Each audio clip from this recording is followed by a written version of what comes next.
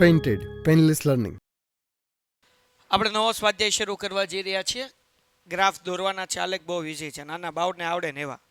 તો પહેલાં કાંઈ નહીં, તમારે શાંતિથી જોવાનું છે, પછી એકારે બધા ગ્રાફ તમારે દોરવાનું છે. શું કહ્યું છે? યોગ્ય પ્રમાણ માપનો ઉપયોગ કરીને નીચેના કોષ્ટકના આધારે આલેખ દોરો. દોરી નાખીએ. આપણને આપ્યું છે સફરજનના ભાવ, કિંમત, બરાબર ને? તો હવે કેવી રીતના આપણે ગ્રાફ દોરીશું? તો ભાઈ અહીંયા જે છે આપણને સફરજનની સંખ્યા આપી છે અને સફરજનની કિંમત આપી છે. તો સંખ્યા આપી એક્સ અક્ષ ઉપર રાખવાનું, કિંમત આપી વાય અક્ષ ઉપર રાખવાનું. તો અહીંયા કિંમત છે એટલે હું અહીંયા લખી નાખું કિંમત. પેલા યલો કલર કરી નાખીએ કિંમત. હાલો, કોઈને કઈ ડાઉટ છે? અને અહીંયા આપણે રાખશું સફરજનની સંખ્યા. સફરજનની સંખ્યા. હવે તમારે બે લાઈન સૌથી પહેલા ગ્રાફમાં દોરવી પડે. એક એક્સ એક્સિસ મીન્સ કે એક એક્સ એક્સિસ અને એક વાય એક્સિસ, બરાબર ને? એ તો નાના બાવને ખબર પડે કે ન પડે? હા, બસ તો ભલે. તમે તો આઠમાં આવ્યા, આ તો બધું ત્રીજા ચોથા વાળાને આવે એવું છે. ડન છે. હવે અહીંયા તમે જોશો તો તમને ખ્યાલ આવશે કે સફરજનની સંખ્યા જે છે આપણે નીચે રાખશું. તો કેટલી લાઈન છોડીશું? માનો કે 3 લાઈન છોડીએ. અહીંયા રાખીએ 1, પછી 1 2 3, અહીંયા રાખીએ આપણે 2, 1 2 3, અહીંયા રાખીએ આપણે 4. જેટલા ખાના મૂકો એટલો ગેપ હારે 3. હા, પછી 1 2 3 એટલે કે અહીંયા 4, 1 2 3 એટલે કે અહીંયા 5. બરાબર, વચ્ચેનો ગેપ સરખો હોવો જોઈએ. કિંમત માટે આપણને 5 10 15 20 25 આપ્યું છે, તો એ જ રાખીશું, 5 5 નો જ ગેપ. પણ અહીંયા 3 લાઈન છોડીએ, બરાબર ને? એટલે 1 2 3 અહીંયા કરી નાખીએ 5, 1 2 3 અહીંયા કરી નાખીએ 10, 1 2 3 અહીંયા આવશે 15, 1 2 ને 3 અહીંયા આવશે 20. ડન છે. હવે ગ્રાફ દોરવા મળ્યા. નાના બાવને આવડે એટલું હેલું છે ભાઈ. આપણને એમ કીધું સફરજનની સંખ્યા 1, સફરજનની કિંમત 1 હોય તો કેટલા રૂપિયા થાય? 5. તો અહીંયા એકડો છે ને અહીંયા 5 છે, એટલે અહીંયા મીંડું કરવાનું ને. અહીંયા આપણે આમ કરી નાખીએ 1 અને 5, પછી છેલ્લે લાઈન દોરશું. બીજું હું કીધું 2 અને 10. તો અહીંયા 2 સફરજન ને 10 રૂપિયા ક્યાં છે? અહીંયા. હાલો, કોઈને કઈ ડાઉટ છે? ઓકે, આગળ વયા જઈએ. એના પછી 3 અને 15. તો આ 3 છે, 15 ક્યાં છે ભાઈ? અહીંયા. હાલો, કોઈને કઈ ડાઉટ છે? એના પછી 4 અને 20. આ 4 છે અને 20. હા, 3 હરખું લાઈનમાં કરી નાખો. પેલા આ હરખી લાઈનમાં છે ને, તો જોઈ લઈએ. ટૂમ હાલો, થઈ ગયું ભાઈ. 3 અને 15, 4 અને 20, 5 અને 25. તો આ પાંચડો અને અહીંયા આપણે કરશું 25. હાલો, ડન છે. પછી હું કરી નાખવાની આની લાઈન, એટલે વાર્તા થઈ ગઈ પૂરી. ડન છે ભાઈ. તો લ્યો ભાઈ, પેલો ગ્રાફ પૂરો થઈ ગયો. બીજા ગ્રાફની અંદર આપણને શું કીધું ભાઈ? યોગ્ય પ્રમાણ માપનો ઉપયોગ કરીને નીચેના કોષ્ટકના આધારે આલેખ દોરો.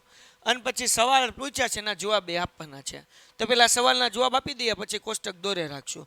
શું કીધું? 7:30 વાગ્યાથી 8 વાગ્યા દરમિયાન કારે કેટલું અંતર કાપ્યું હતું? તો અહીંયા જુઓ, અહીંયા કેટલાથી છે? એ તો ગ્રાફ ઉપરથી જ આપણે કહી શકશું, આમ નહીં કહીએ કે. તો અહીંયા છે ને સમય આપેલો છે 6 7 8 9, બરાબર ને?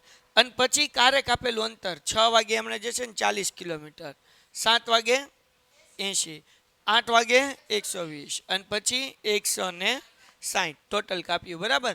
આ અંતર કિલોમીટરમાં કાપેલું છે. તો હવે આપણે અહીંયા બહુ ધ્યાનથી ખાનાના ગેપ લેવા પડશે, કારણ કે જેથી કરીને આપણે વચ્ચેનું અંતર ગોતી શકીએ અને આપણે સવાલ પૂછ્યા એના જવાબે આપણે દઈ શકીએ. તો અહીંયા જે છે ને, હું 4 ખાનાની જગ્યા રાખું છું. કેટલા જગ્યાની? 4. અને 6 વાગ્યા છે એટલે પહેલા તો આપણે કરી નાખીએ આવડી આ લાઈન ટૂમ એક્સ એક્સિસ અને વાય એક્સિસ. બોલો, સમય ક્યાં રાખશું ને અંતર ક્યાં રાખશો? સમય નીચે અને અંતર, એટલે આ સમય છે એક્સ એક્સિસ ઉપર રાખવાનું, એ ખબર પડવી જોઈએ. એટલે આપણે અહીંયા લખી નાખીએ સમય અને અહીંયા આવશે અંતર. હાલો, ક્લિયર છે? 1 2 3 અને 4 એટલે અહીંયા કેટલા વાગ્યા લખું? 6. હા કે ના? પછી 1 2 3 અને 4 અહીંયા કેટલા? 7. 1 2 3 અને 4 અહીંયા કેટલા? 8. 1 2 3 અને 4 અહીંયા 9. ડન છે. હવે અહીંયા લઈ લઈએ 4 ખાના ખોલીને ઓલું અંતર 1 2 3 અને 4 એટલે 40. 1 2 3 અને 4 80, 1 2 3 અને 4 120, 1 2 3 અને 4 160. તો 40 40 નું લીધું તો આમ બી એટલે એક ખાનું બરાબર 10 કિલોમીટર. ખબર પડી ગઈ ને? 4 ખાના છે 40 થયા, બીજા 4 ખાના 80 થયા, મતલબ એક ખાનું એટલે કેટલા કિલોમીટર થયું? 10 કિલોમીટર. નાના બાવને ખબર પડે. હાલો હવે આગળ વ્યા જઈએ. હવે ગોઠવવા મળીએ. બહુ મને આવડે નહીં. 6 વાગે કેટલા કિલોમીટર હતું? 40. તો હાલો ભાઈ 6 વાગે 40. અહીંયા જે છે એ 6, અહીંયા 40. હા કે ના? પછી 7 વાગે હે? હાલો 7 વાગે 80 હે ને? હાલો એના પછી શું છે? 8 વાગે આ 8 વાગ્યાની લાઈન અને આ 120. હાલો ડન. એના પછી 9 વાગે 160. અહીંયા બાપુ આવી ગયો. હાલો ડન છે. હવે તાણો લીટો. શું કરવાનું? લીટો તાણવાનો એટલે કે દોરવાનો. તાણવાનો એટલે બીજું કાંઈ નહીં. એલા હાલો ડન થઈ ગયું. હવે સવાલના જવાબ. 7:30 વાગે. 7:30 ક્યાં વાગે? તો કે અહીંયા વાગે ને. અહીંયા જો વચ્ચે 7:30 થી 8 દરમિયાન તો ટોટલ 40 કિલોમીટર અંતર કાપ્યું હતું. ટોટલ એ કેટલું અંતર કાપ્યું હતું? 40. તો હવે 7:30 થી 8 દરમિયાન 40 નું અડધું કરી નાખો તો કેટલું? મતલબ એવું કે 20 કિલોમીટર અંતર કાપ્યું હોય. કેટલું અંતર કાપ્યું હોય? ખબર પડી કે ન પડી? કેવી રીતના ખબર પડી? તો કે જો અહીંયા 7:30 વાગે હતું. 7:30 વાગે જો અહીંયા કેટલું અંતર હતું? આ જુઓ અહીંયા આવ્યું કે નહીં? તો અહીંયા 80 અને એના બે વચ્ચે કેટલું આવે? 100 આવે. તો 7:30 વાગે હતું 100 કિલોમીટર. ક્યાં હતું? અને પછી ક્યાં પોગે છે? 120. તો 100 થી 120 કેટલા કિલોમીટર થયા? 20 કિલોમીટર થયા કે નહીં? ખબર પડી ગઈ કે નહીં ક્યાંથી આવ્યું એમ? તો આપણે લખવાનું કે 7:30 થી 8 દરમિયાન 7:30 થી AM એટલે સવાર, બરાબર ને? 8 દરમિયાન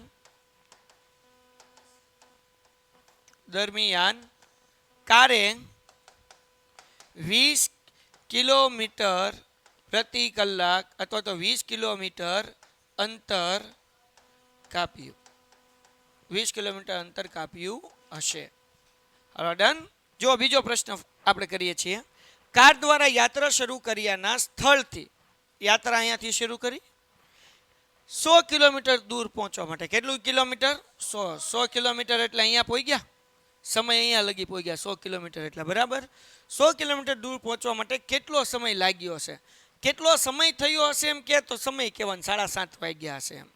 પણ આપણને શું કીધું કે યાત્રા કરવા માટે કેટલો સમય લાગ્યો હશે? એટલે કે 100 કિલોમીટરનું અંતર કાપતા કેટલી વાર લાગી હશે? તો અહીંયા જુઓ, અહીંયાથી અહીંયા 1 કલાક, 6 થી 7 બીજી 2 કલાક ને અડધી કલાક આ એટલે કેટલું? 2 કલાક ને 30 મિનિટ. તો તમારે લખવાનું કાર દ્વારા યાત્રા શરૂ કર્યાના સ્થળથી 100 કિલોમીટર દૂર પહોંચવા માટે 2.5 કલાકનો સમય લાગ્યો હશે. શું 2.5 કલાકનો સમય લાગ્યો હશે? ખ્યાલ આવી ગયો કે નહીં? જો તમને એમ કે 100 કિલોમીટરે કયા સમયે પહોંચ્યા હશું તો સમય લખવાનો 7:30 વાગે.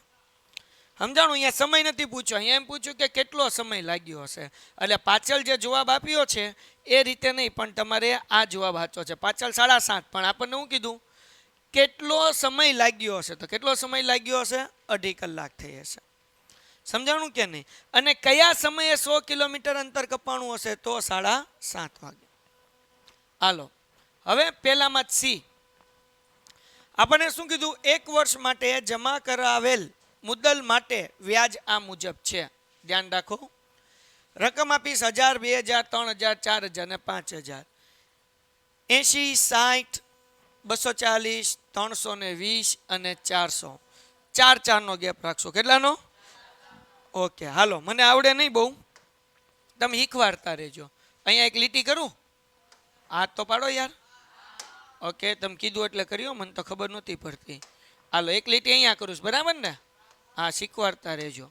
હવે 4 આપણને આપ્યું છે તો આપણે 4 લાઈન કરીએ. 1, 2, 3 અને 4. સાહેબ ખબર કેમ પડે 4 લાઈન છોડવી એમ? તો જુઓ ભાઈ, અહીંયા તમારે જોવાનું 80, 160, 80 નો ગેપ છે બધા વચ્ચે. તો 4 રાખો તો એક ખાનું એ 20 નું થયું.